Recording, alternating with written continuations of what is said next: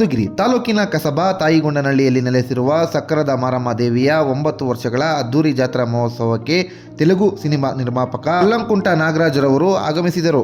ಈ ಸಂದರ್ಭದಲ್ಲಿ Yellappa, Ranganath RS, Manjunath, Ravichandra, Puneeth Raj ಜೊತೆಯಲ್ಲಿದ್ದರು.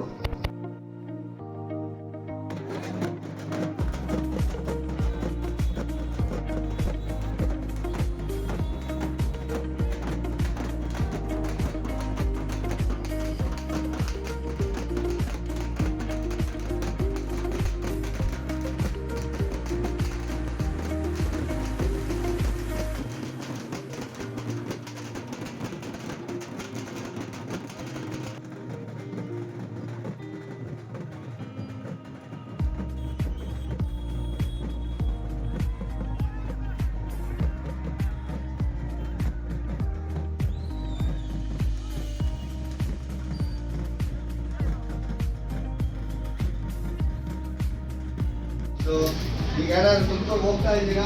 S sir, ತೊಗೊಳ್ಬೋದೆ. ಅಣ್ಣ ನಿಮಗೆ ಬಂತಾ? ಹೋಗ್ತೀರಾ? ಹೌದು.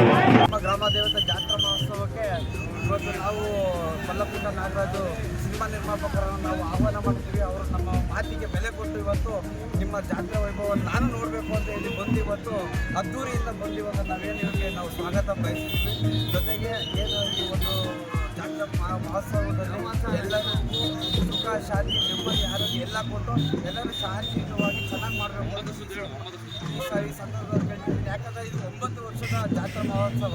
ಈ ಮಹೋತ್ಸವಕ್ಕೆ ಬಂದಿರ್ತಕ್ಕಂಥ ಎಲ್ರಿಗೂ ನಾನು ಕೊಡ್ತೀನಿ.